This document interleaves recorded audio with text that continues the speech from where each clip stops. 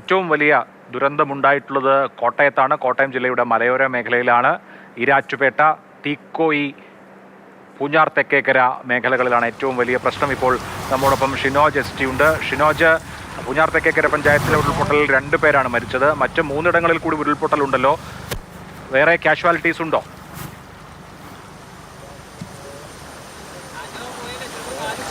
ഇല്ല അഭിലാഷ്, നമ്മളിപ്പോൾ നിൽക്കുന്ന ഈ പയ്യാനത്തോട്ടത്ത് മാത്രമാണ് നിലവിൽ ഇപ്പോൾ ആളപായമുള്ളത്. മറ്റിടങ്ങളിലൊക്കെ തന്നെ തോട്ടം മേഖല, കൃഷിഭൂമിയിലാണ് ഇത്തരത്തിൽ ഉരുൾപൊട്ടൽ ഉണ്ടായിരിക്കുന്നത്.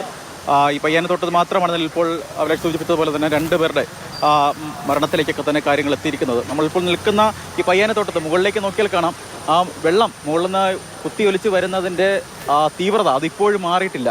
പുലർച്ചെ 2 മണിയോട് കൂടി എടുക്കുന്ന സമയത്താണ് ഇത്തരത്തിൽ ഇവിടെ ഉരുൾപൊട്ടൽ ഉണ്ടാകുന്നത്. 3 മണി എടുക്കുന്ന സമയത്ത് തന്നെ രക്ഷാപ്രവർത്തനം ഫയർഫോഴ്സിൻ്റെ ആദ്യഘട്ടത്തിലൊക്കെ തന്നെ തുടങ്ങിയിട്ടുണ്ടായിരുന്നു. പക്ഷേ വെളിച്ചക്കുറവും അതുമായി ബന്ധപ്പെട്ട കാര്യങ്ങളൊക്കെ തന്നെ കാരണം ഈ തെരച്ചിൽ ഒരു സ്പീഡിലേക്കൊക്കെ തന്നെ എത്തുന്നത് പുലർച്ചെ ഒരു 6 മണിക്ക് ശേഷമാണ്. 7:30 കൂടി തന്നെ ആദ്യം ഈ വീട്ടിൽ താമസിച്ചിരുന്ന റജീനയുടെയും മകൻ ജോസഫിനുമാണ് ഇന്നലെ രാത്രി ഈ വീടിനകത്ത് ഉണ്ടായിരുന്നത്. ആദ്യം ജോസഫിൻ്റെ ബോഡി കണ്ടെത്തി. അല്പസമയം മുമ്പ്, ഏകദേശം 1 മണിക്കൂർ മുൻപാണ് റജീനയുടെ മൃതദേഹവും കണ്ടെത്തിയിരിക്കുന്നത്. എന്തായാലും ഈ ഭാഗത്ത് ഇപ്പോൾ ഒരു വീട് ഉണ്ടായിരുന്നു എന്ന് പോലും പറയാൻ കഴിയാത്ത അവസ്ഥയിലാണ് നിലവിൽ ഇവിടുന്ന് മണ്ണ് പൂർണ്ണമായും ഈ വീട് ഉൾപ്പെടെ ഒലിച്ചു മാറിയിരിക്കുന്നത്. ഈ വീട്ടിൽ നിന്ന് ഏകദേശം 30 മീറ്റർ മാറിയാണ് റജീനയുടെ മൃതദേഹം കണ്ടെത്തിയത്. ജോസഫിൻ്റെ മൃതദേഹം അതുപോലെ സമാനമാണ്. 30 മീറ്റർ മാറിയാണ് ഈ ബോഡി കണ്ടെത്തിയിരിക്കുന്നത്. ഒരു ദൃശ്യങ്ങളിൽ ഇപ്പോൾ ഒരു കാറ് കാണാമെന്ന് തോന്നുന്നു. 2 കാറാണ്. ഈ 2 കാറുകളും ഈ ഇവിടെയുള്ള വീട്ടിലെ അപകടം നടന്ന വീട്ടിലെ കാറുകളാണ്. പൂർണ്ണമായും തകർന്നിട്ടുണ്ട്. ഈ ഉരുൾപൊട്ടലിൽ കല്ലും മണ്ണും ഒക്കെ തന്നെ വന്ന് ഇടിച്ചതിൻ്റെ ഭാഗമായി 2 കാറും പൂർണ്ണമായി തകർന്ന നിലയിലാണ് നിലവിൽ ഇപ്പോൾ അവസ്ഥ എന്ന് പറയുന്നത്.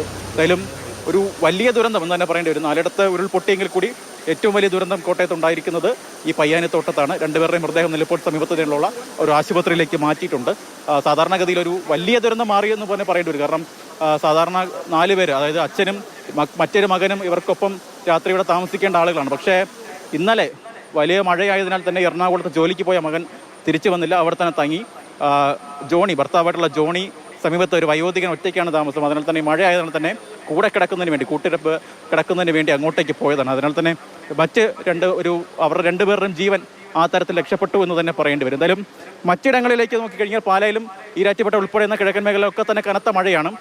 വെള്ളം പലയിടങ്ങളിലുമൊക്കെ തന്നെ കയറിയിട്ടുണ്ട്. ആ വെള്ളം രാവിലത്തെ അപേക്ഷിച്ച് ഇപ്പോൾ ഇറങ്ങിപ്പോയിട്ടുണ്ട്.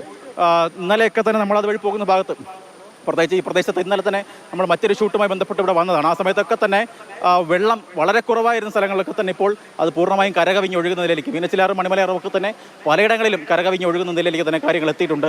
ഈ ഈരാറ്റുപേട്ടയിലെത്തി രാവിലെ സംസാരിക്കുമ്പോൾ, നാട്ടുകാർ സംസാരിക്കുന്ന സമയത്ത് 2018 മഹാപ്രളയത്തിൽ പോലും ഇത്തരത്തിൽ ഒരു വലിയ വെള്ളക്കെട്ട്, ഇത്തരത്തിൽ വലിയ രീതിയിൽ ഈ വെള്ളം കയറുന്നത് അവിടെ നിന്നും തന്നെ ഉണ്ടായിട്ടില്ല, ജീവിതത്തിൽ പോലും ഇങ്ങനെ ഉണ്ടായിട്ടില്ല എന്നൊക്കെയാണ് നാട്ടുകാർ പറയുന്നത്. അതിൽ ഇന്നലെ രാത്രി കുറഞ്ഞ സമയം കൊണ്ട്, അതായത് ഒരു 8 മണിക്ക് തുടങ്ങിയ മഴയാണ്, അതൊരു പുലർച്ചെ വരെ കുറഞ്ഞ സമയം കൊണ്ട് കൂടിയ അളവിൽ മഴ പെയ്തു. അതാണ് ഇത്തരത്തിൽ വലിയ ദുരന്തത്തിലേക്ക് കോട്ടയത്തേക്ക് നയിച്ചത്.